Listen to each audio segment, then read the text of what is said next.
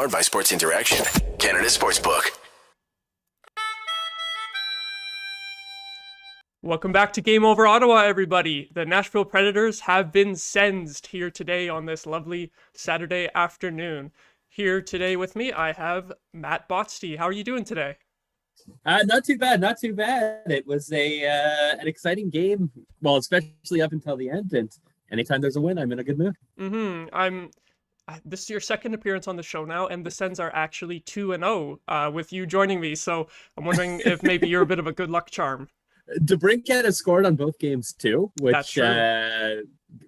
If you can count this as a DeBrincat goal, but if it shows up on the score sheet, it shows up on the score sheet. Mm-hmm. So keep having me on so that DeBrincat can be worth his $9 million next year. Yeah, luckily they don't have the own goal rule from soccer where it goes down as the defensive player's mistake. I'm sure DeBrincat will take that one. I enjoyed listening to the commentators when they talked about that. I'm like, okay, yeah, they're watching soccer for the first time, and they're like, oh, isn't that funny? It's great. Yeah, I do have to admit, speaking of soccer, that I did have France versus England on in the background during this one. Did you as well? Yeah, I had it off to the side. I'm a little disappointed. I was kind of hoping England would win just because I don't want a France repeat. Yeah. But, Harry Kane, come on, man! You can't be one of the best strikers in the world and miss that penalty. But that's the theme of this World Cup. It's weird. It's wacky. Mm-hmm. Yeah, that was brutal for England. I feel bad for them at this point. Especially with how they lost on penalties at the Euros last time too. It's just penalties doing them in. It's sad, but hopefully we can watch Morocco or Croatia do some cool comebacks in that point. But yeah, so it isn't a Game Over World Cup, but I did definitely want to bring that up there because I have to say I was a little bit distracted during the game, kind of looking back and forth. But the Sens did put on a pretty good performance today overall. It's not like it was a boring game, that had me looking away. It was just exciting soccer going on at the same time. I actually thought it was a very well-played game from both teams overall. I think they're very similar. Nashville and Ottawa. They're both teams that I want to say are like 80% complete. They're just missing that one or two other pieces that really can push them over the edge. Mm-hmm. And I think that's why the first half of the game was so evenly matched. The 36 minutes or 37 minutes of scoreless hockey where both teams had chances, both teams looked good. It just couldn't find the back of the net. Mm-hmm. And it's pretty rare this season to have such a long stretch without any goals in a Sens game too. That's got to be the longest stretch of play without any goals for either team, I would assume, for the whole season. I think that must be. I can't think of any other game that was scoreless that long. Mm-hmm. I think the other lowest scoring game was a 2-1 loss to Philadelphia, but I think the goals were like kind of evenly spread out in that game, like first period, second period, third period, something like that. So I think that was definitely the longest we've gone without any goals. But I still found the game pretty entertaining when it was 0-0. I know a lot of people get bored and kind of just tune out when there's not a lot of goals happening, but I thought both teams were skating really well, checking really hard. It was a pretty physical game, which was nice to see considering the lack of goals. Yeah, absolutely. I grew up a goalie, so my favorite games are 1-0 overtime wins. People call me lame for that, but I love to just watch. Like I think back to like Dominic Hasek back in the day where he would just will the Sabres into like a 2-1 win or anything like that. Mm-hmm. Those were my absolute favorites. It was good to see, and I think that the Sens played a complete game. I think that on the dad's trip they were very focused on getting this win because we were watching players back check. We were watching players like Timmy had a couple of moments where he held the puck for too long, but most of the time he was taking the very safe play, and he had some really good chances off of that. So I think this was one of their most complete games, at least most complete road game, I'd say, this season. There were a couple of the 4-game winning streak back at home where we looked dominating, but those were the days. I know. It's only a month ago, and we had such hope. We thought we might be able to do something, but I'm trying to pick out a single player that I wasn't happy with, and I can't. Mm-hmm. I'm trying to think too. I don't think there is one. I think pretty much everyone played great today, or at least up to the standard that I don't have anything to call them out for. Zaitsev, he was fine. Mm-hmm. only time I noticed him was when he got boarded ridiculously there, and Right. Hamonic had a really strong, unfortunate second period where he got pegged a couple of times. Thomas Shabbat slashed him in the Yeah, face, bit of friendly but fire. he didn't. But he didn't do anything. Didn't do anything that got any higher. So it was nice to be able to see the Senators kind of put that together and maybe hope that we can kind of string along some wins in the new year to make an at least a competitive February and a March that might mean a little bit more than just tanking. Mm-hmm. Yeah, and speaking of Nikita Zaitsev, it's very nice to, even though I'm talking about him now, it's very nice that going into this show, he was not on my mind, you know, because a lot during that losing streak from end of October into November, we would just come on here and be like, oh my God, Zaitsev was so annoying tonight, and or complaining about his usage from DJ Smith. But I have to say, since he's came back from Belleville, I have no issues with Zaitsev lately. Maybe just a bit of a mental reset for him. Just I don't know if it's that he's just thinking through things differently or just managing to keep his play more simple, but he's been more of a quiet defensive type.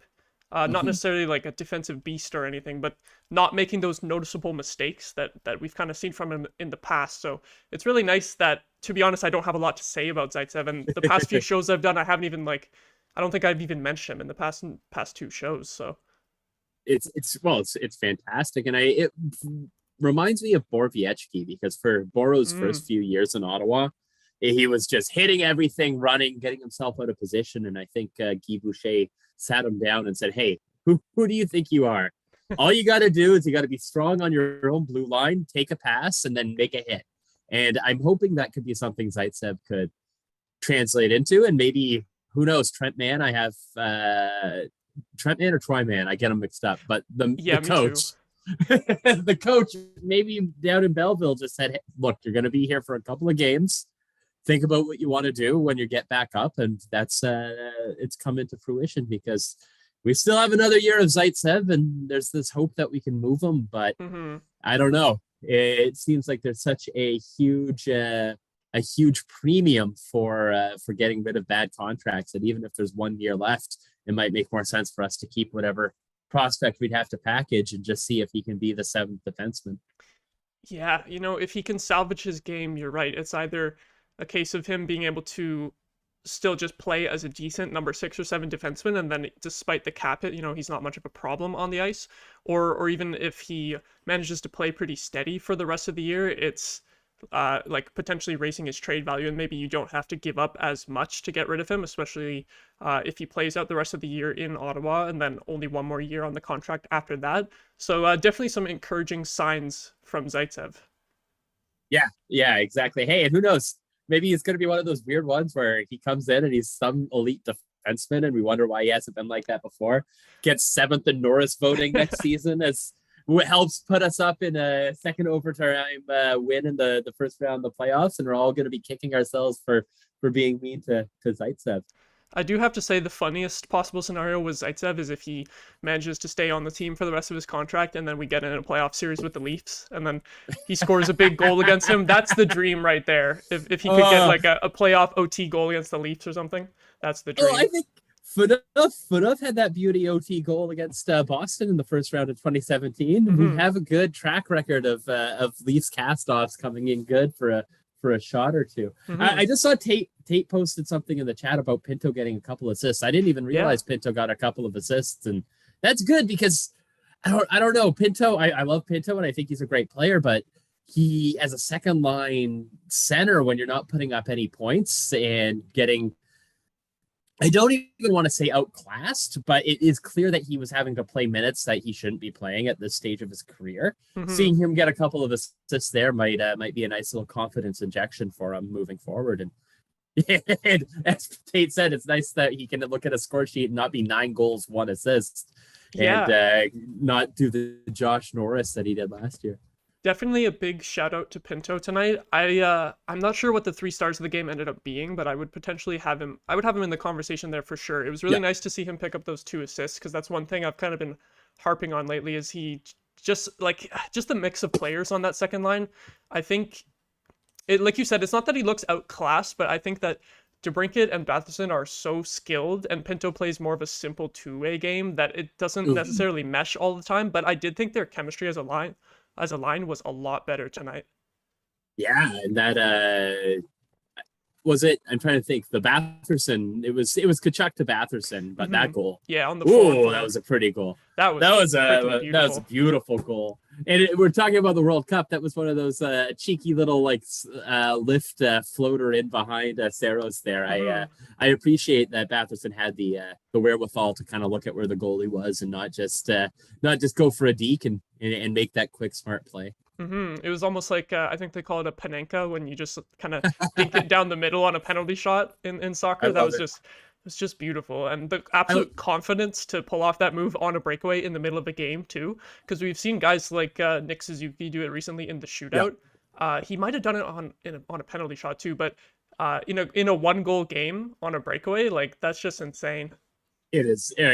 It's nice, and it's if we can get all of our players to get the confidence that they need, and we could be looking at a completely different January and February. And I think our next few games are actually pretty achievable. I think it's like Montreal, Detroit, and someone else. So yeah, there could be something nice. There could be a nice little streak going for these players. Yeah, and the next game is Anaheim too, who we whooped last time. So they'll be looking for revenge, but the way Anaheim has been going lately, I'm not sure. I'm not too sure they'll be capable of it, you know?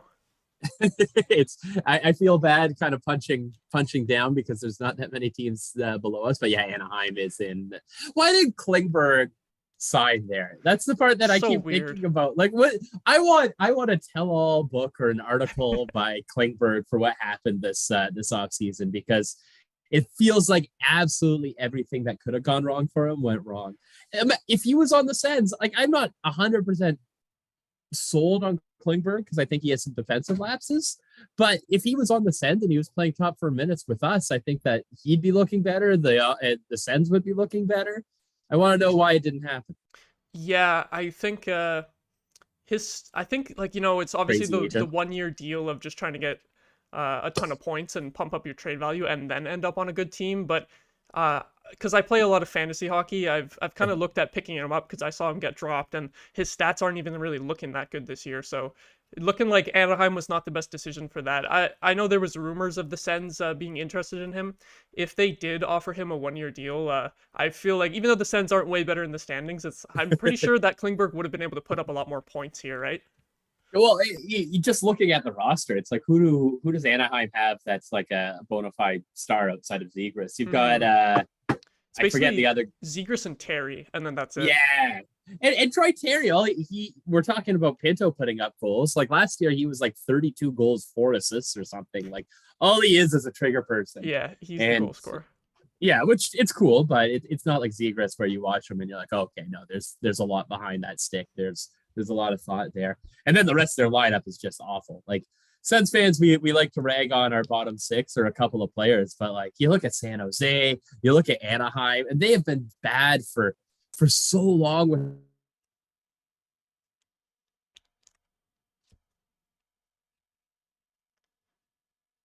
Oh, Bosty, I think I lost your audio here. Got the a little bit of an issue with the mic there.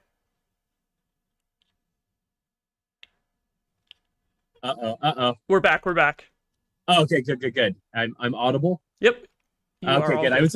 I was yelling about how much I like Brady Tkachuk and Timmy, and even in our down years, we've had these players that are just so much fun to watch, and like Anaheim and San Jose, they've got a couple of players like that, but it's just like I feel so bad for their fans. I hope they get something soon. I think it's easy for us to empathize with fans of those teams too, especially because we're kind of in the same situation this year of we were actually expecting to improve for once. And I think Ducks fans were probably kind of in that boat as well, because they did bring in a few veterans, like we mentioned in Klingberg and Ryan Strome. But I'm definitely looking ahead at the Sens schedule here and hoping that we can get another easy win versus them. And then the Montreal one should be really interesting in the game after that, because Montreal has been doing better than the Sens, which I don't think a lot of people would have predicted heading into the season. Which I love, because if they can not get Bedard, that is an ideal situation. I don't care who gets Bedard if as long as it's not Buffalo or Montreal or Detroit, because Keep we're him out already of the division. Keep them out of the division. Like Edmonton could get them somehow, and I won't be all that mad. It's just I don't want to have another one of these stupid generational talents in our division. We already have Matthews, who scares me every time. Jack Idle being shipped out was great, but Tage Thompson seems to somehow be even better. So I just want the Atlantic to not be this crazy death zone that I think it's turning into. Yeah, that's one thing I was thinking of bringing up here tonight as well, was looking at the standings, like the Sens and Predators are not that far off in terms of record. I think after the win here today, the Preds only have like 1, maybe 2 more wins than us, which is tough because in the West, they're sitting only a couple points out of the wildcard spot. And then for us, it's like 8 points out. Like it really sucks how tough the East is this year, eh? Yeah, and I don't think it's going to change anytime soon, and that's the big bummer of our timing of a lot of our stars coming in. It's not like, was it the Metro? Is it the Metro? I think where that is. Whoever's leading the Metro. It's just like, oh, okay, probably the like Dallas, yeah, no, I'm thinking the Central. It's whatever the Western one is. Yeah, bring back weird names for all of the things. I want the Clancy, but it's like we played Dallas, and like they're putting up points and everything like that, but I was so uninspired by the way that they play the game, and I don't think that they have any chance of ever competing for a cup with that kind of lineup. Like Ben and Sege are fine players. Robertson is a absolute bona fide superstar, and he's always going to be. But like after that, it's just a bunch of just piecemeal, just jamming whatever players are in and seeing who sticks. And they're just coasting. They're going to coast to a playoff berth. And I think that if Ottawa was in that division, we would be at least competing for a wild card slot. So there's a lot of frustration there, but you also can't play the way that we played and lose the amount of games in a row that we did and then complain about stuff, because come on, it's getting ridiculous. Yeah. String together a good month. I just want a good month. Exactly. Hopefully this is the start of something good. And now I just want to quickly take a moment to thank our sponsor, Sports Interaction. Think you know what way it's going to go? Make your bet with Sports Interaction. Whether it's the World Cup with some big games coming up, hockey, football, or basketball, Sports Interaction has you covered. Bet pre-game, live in play, or on one of our many prop bets. Sports Interaction makes it easy to deposit, play, and cash out. Join now and see all that sports betting has to offer. Want to bet? Head to sportsinteraction.com/SDPN. That's sportsinteraction.com/SDPN. 18 plus, please play responsibly. Now, speaking of the Sens hopefully being able to get on a run here, their play tonight really has me encouraged that it might be possible, and especially the upcoming schedule. It's going to be some big games against Montreal and Detroit. I just have to say, we really got to hope that there's no more injuries, because without Matthew Joseph in the lineup tonight, I was a little bit worried about how our bottom 6 lineups were going to fare, because I feel like with Pinto already removed from the bottom 6, and then you take Joseph out of there too, it's kind of lacking in skill in the bottom 6. Although I do have to say today I was actually pleasantly surprised with how our third and fourth lines fared today. I thought, they were very physical. They didn't give up too much on offense. We've seen the fourth line get hemmed in for some 2-minute shifts a few times this season now.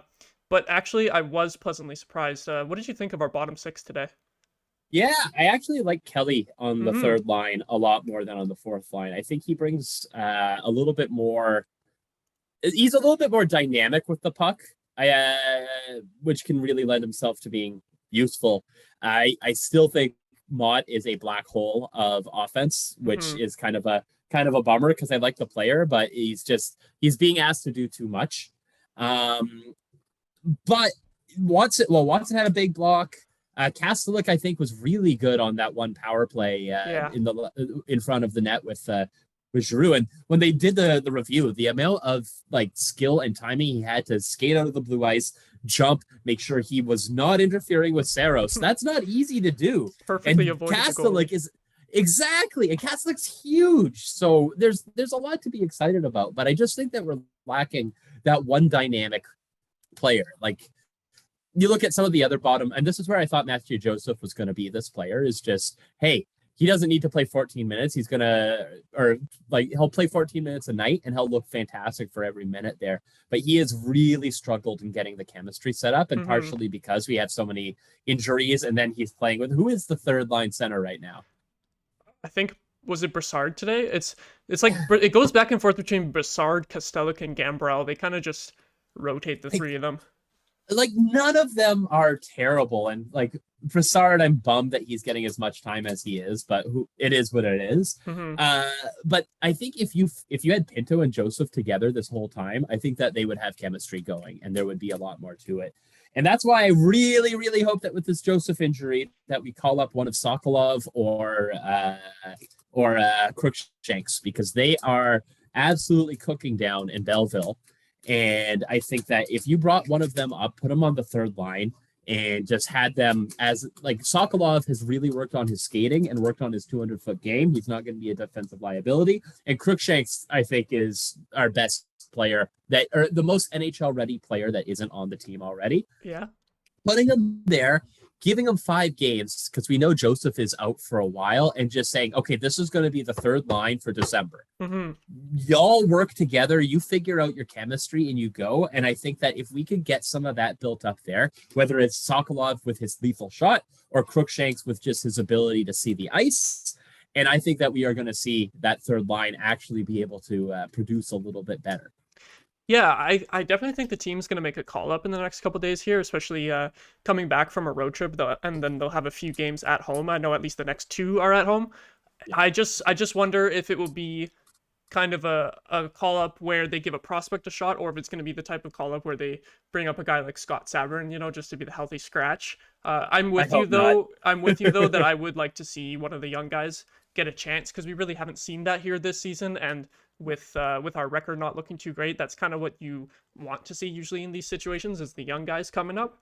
And we've got someone in the chat saying Crookshank needs a call up. OMG, how many times do I have to say this? So they've been saying it too. It's not just you. But I want to ask you a little bit about Crookshank, because I feel like I don't know too much about his game. Like, since he was drafted, was it last season where he missed the entire year with a shoulder injury? So I haven't been able to see too much of him. So I followed him a little bit on, I forget, he was one of the non-NODAC players. I forget which university he played for. Team. Yeah, but he played very well. He's smart. And this is the thing that really sets him apart from a lot of the players that were drafted around him, is he sees the game at a level that is a little bit ahead of his draft ranking. He spots a lot of people on ice, and he is very patient, very calm, and he'll make the right play almost every single time. Contrasting with Sokolov, who I think is 100% instinct and just a big Russian wrecking ball that just goes around and does whatever he wants. It's kind of cool to see them together on the same line. And with Ridley Gregg, I've watched a little bit of Belleville this year, and it's one of those lines where you're like, okay, each one of you is better than the AHL. It's just, when is it going to come in? So putting Crookshanks, I think, with Brassard or Gambrell and I guess it's Maude at that time, I think will give them a very good defensive line. But if you brought Sokolov up, I think that you'd actually be able to have a shot there, but your defense does fall pretty hard there. I'm trying to think who I would compare Crookshanks to over the last couple of years. I would say maybe a little bit more of a skill upside to Nick Paul, but that kind of can do everything really well. But I just think Crookshanks has a little bit more of a ceiling than Nick Paul does. No, I shouldn't say that, because Nick Paul is like, 12 goals for Tampa, but like, it's Tampa. Yeah, you don't have to be points great. Yeah, you're gonna get your points in Tampa. Yeah, and the bolster in the chat actually corrected me. It was a knee injury, ACL and MCL, for Crookshank, that's got to be really tough to come back from. Was it Jack-Eye? I know it was. I thought it was. It might have been. It was him. Yeah, because I remember he had injured 2 of our players. Right. In the same one. Yeah, we're gonna have to go against him next week on Montreal. Hopefully he doesn't. Speaking of injuries, hopefully he doesn't injure any of our NHL players. Jeez. I wonder how close Norris is to coming back. He went on the trip. He's been skating with the non-contact, but I wouldn't be surprised if maybe we don't make a call up and they think Norris is only a couple of games out. I don't like it, because I think Norris shouldn't be rushing back in. but I could see them wanting to get Norris in, and that changes our team. It changes our team so immensely, and I think that's something that we were a little bit arrogant about, Sens fans, is when we were looking at our depth, like, oh, we have so many centers, we're going to be good.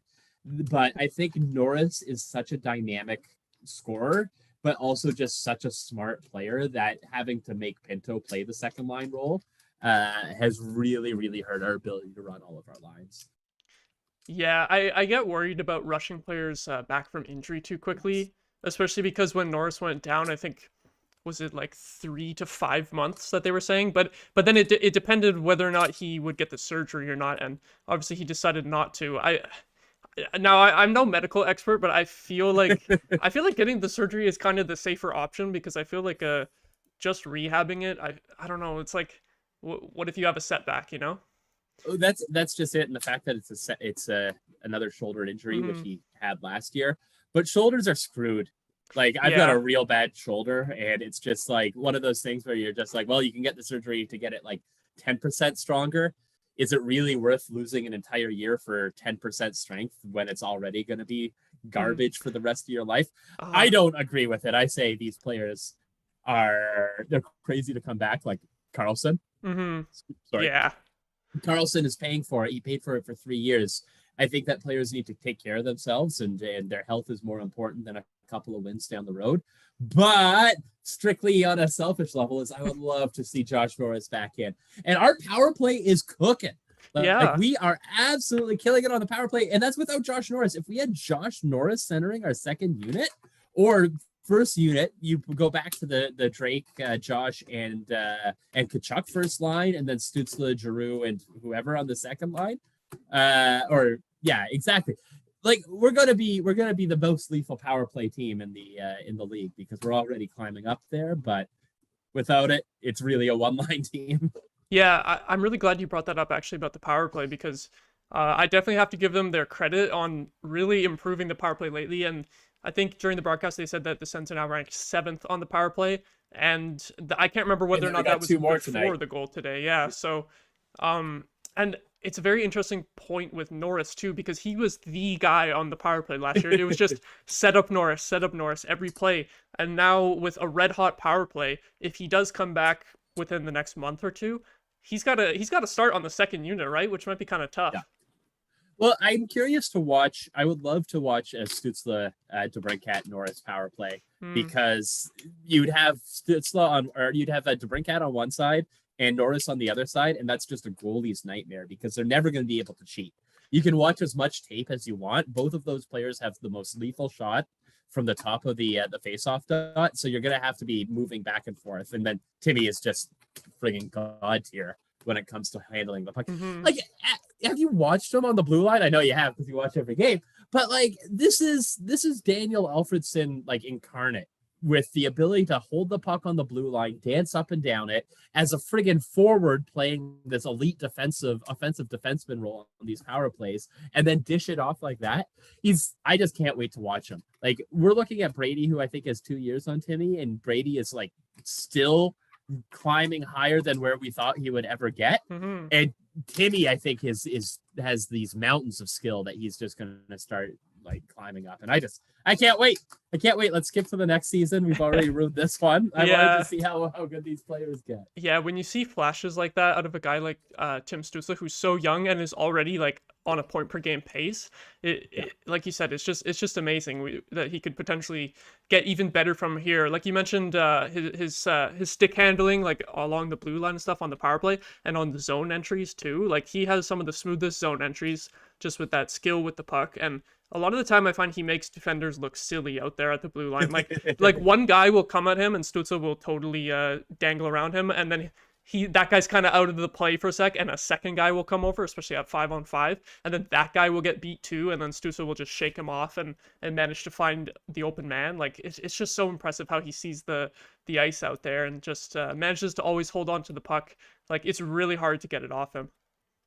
Can you imagine if we didn't draft Stützle? Oh, like, God. let's say we won the lottery and we got Lafreniere, who's a fine player. He's going to be fine. I think the Rangers aren't doing him any favors, but like, it would have just been so disheartening to look at whoever got Timmy and just watched him do this, and you look at Lafreniere or Byfield, and you're like, you'll be fine. But look at this guy. Like it's so good. Thank God.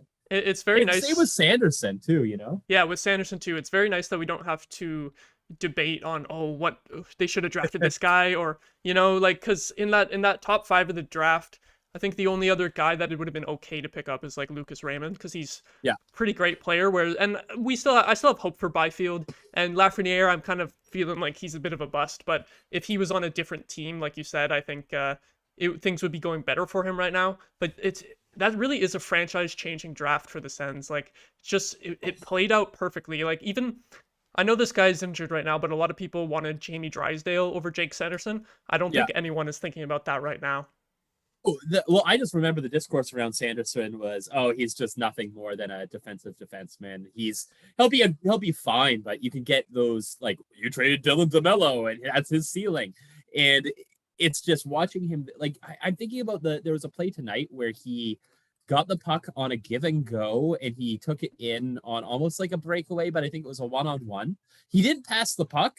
And he came up with a good shot, corralled his own rebound, and then got back to the blue line before the Preds were able to bring it up. And that's just he's a rookie. Like, this is stuff that Carlson was doing after 3 or 4 seasons. And I'm not saying they're on the same level or anything like that, but this is these players that have this unbelievable skill and this unbelievable kind of, I think, just the way that they feel and play the game. That just goes next. Sorry, I gotta talk to the Bolster who knows I'm not a Marco Rossi fan. Yeah, he said you're gonna slander Marco Rossi. So I feel bad for Marco Rossi, because Marco Rossi he's dealing with long COVID and all that. It's not easy and all that. And I think he's much better than his stat line is showing for it. But because Rossi was a 67, all I heard about was like, oh, he's such a great player. He's such a great player. And I think he was a fantastic 67. But when I watched him, for a player of his size, he wasn't fast enough. He wasn't squirmy enough, and he didn't have anything that was like such an elite level that would get him ahead of the game. So I was one of the few people who said that I didn't think Marco Rossi's game would translate to the same level at the NHL. So I am patting myself on the back a little bit that the Senators did not listen to some of the tweets, and they did not pick Rossi at 5 or 3, as some people were saying that they should have.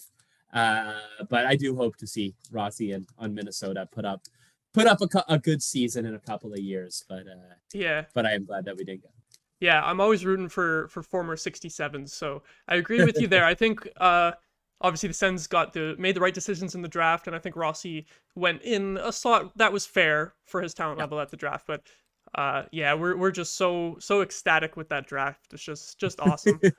Now, I think that's where we're going to wrap it up for today. Thank you so much for joining me. Anytime. I love it.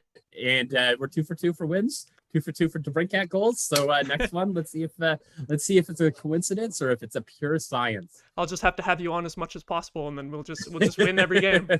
Hell yeah, let's go. All right. And thank you everyone so much for watching. I want to shout out to Joe, Tate, Bob, and Bolster in the chat. Thank you so much for tuning in, all of you. If you enjoyed today's stream, share it around, give it a like on YouTube, and remember to subscribe to SDPN. That will be all for today. The next game on Monday, Charlie will bring you that. And so we are signing off for today. Have a good night, everyone. Bye, everybody. Game over! Powered by Sports Interaction, Canada Sportsbook.